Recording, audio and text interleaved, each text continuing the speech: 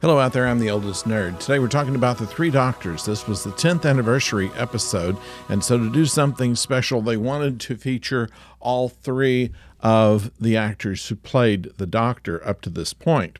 And they have the introduction of Omega, who was the original Time Lord, basically not the first person that could regenerate. That was already something that the Gallifreyans could do, but rather the person who figured out how to create time travel by channeling of the right kind of energy, and which we've later in the series called the Time Vortex. Now, at this time, they just talked about immense power necessary. In the episode, we see John Pertwee, of course, is the current Doctor. He is joined by Patrick Troughton, who was the second Doctor, and seemed that the two of them in the story could only fight.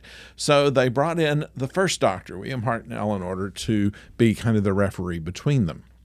Now, sometime during the pre-production of the show, they found out that William Hartnell was not in as good a health as they had hoped.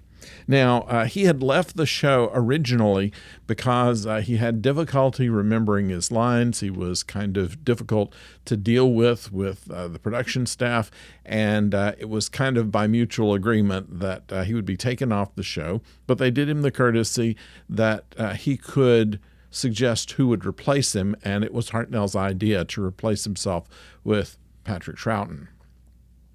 And so they left on reasonably good terms, so he was willing to come back. But what caused his problems was arteriosclerosis, and the production teams did not know at the time that they were planning this episode how badly he was affected by it. He had no ability to remember lines. He could not do much physically. So what they did was they placed him in kind of a ripple in time where he could remain seated and read his lines off cue cards. And he did a good job with that. He would live about 3 more years before finally succumbing to his illness. The sets were very well done. They obviously spent more money than usual in putting together this particular adventure because of the sets for Omega's lair were reasonably detailed and clever enough to where even where they used green screen, chroma key, or whatever you would call it, they called it color separation overlay, it wasn't overused and did not hurt too bad. It was not as glaring as it had been in some of the other things they've done.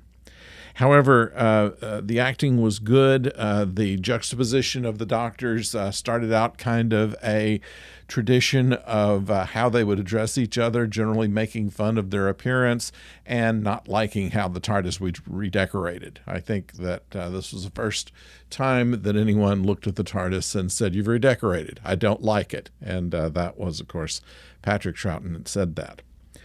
And it's been said by just about every other multi-Doctor episode since. Now, we have also first time that I know of that the second Doctor offered people jelly babies. Now, I thought that began with the fourth Doctor, but that's not the case. That something that he had along there too. That idea started kind of early in the series of Doctor Who. Now, as far as impact of this, I think that it worked out pretty well. And knowing that Omega was going to come back in the most recent series of Doctor Who, it was an interesting way that they put him away, and it did leave some leeway for him to come back. And I think the way they did it more recently was believable enough, that he went from this antimatter universe of his will to some kind of alternate universe, which is what they determined in the Shudigawa version of Omega. So these things are kind of interesting where things came from. Of course, we have the effect of the antimatter creature is just kind of a color smear on the screen, but especially when you consider the resolution of televisions back in those days, it probably was not a terribly unbelievable effect. I mean, you're watching television, you know that it's not going to be exact. And despite the fact that the special effects budgets and capabilities have greatly expanded in recent years, I don't know that it would have made that much difference to the story the way it was done. So I thought it was pretty well done. Last time I talked, they were talking about the idea of making Brigadier Lethbridge Stewart being kind of the Dr. Watson, but they seem to have him in this episode be just a little bit more disbelieving of everything. A stubborn friend. I like you, but I don't like the way that you're doing things, and you're not doing it my way, kind of thing was the Brigadier's idea. And I suppose at the time when the military was not necessarily all that popular, this is like 1972, 1973, it probably was about as good as we could get. Nevertheless, we have the usual thing, and they've gone all the way into the present time where UNIT shoots at things and it never has any effect, and they never seem to learn from that. The story is satisfactory. The way that they were able to involve William Hartnell was nice. That's his last performance, I think, of anything, and that was a good tribute to play to him. He did a pretty good job considering that he was reading it off cue cards and being filmed alone, but it worked in the context of the story.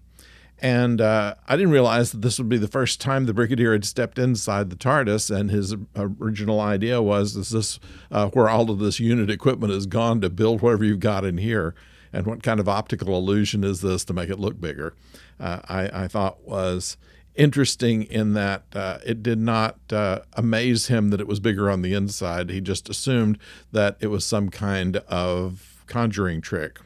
We had not said too much of the Doctor's car the last time we talked. Bessie, who is almost a character in the stories, and it makes a lot of sense in that unless the Doctor is going to stay in the lab all the time, it's obviously he's not going to be walking everywhere. And so to have a car to drive from one place to the other makes a lot of sense. And it's one of the things in a lot of science fiction, you know, they land somewhere and everything is within walking distance of where they need it to be. So it's a little too convenient sometimes. In this case, as in many of the Third Doctor stories, there are a lot of things that needed to be driven to. So that works out with that as well, I think. And it comes actually from the fact that John Pertwee happened to like cars of various sorts, and so they made it possible for him to have a classic car to please the actor, and it works with the character as well. In the next one we review, I think we're going to see actually several vehicles that will be the Who-mobile, which they never called in the show, but we might as well here. So what we have here is the template of how the other multiple Doctor shows would be blocked out and stylized, and I think there's a lot of credit to be given here for setting that precedent that will be pretty faithfully followed throughout the rest of the 60-plus years that the show has been on the air. So I'd like to thank you for joining us, and we have something special coming up fairly soon.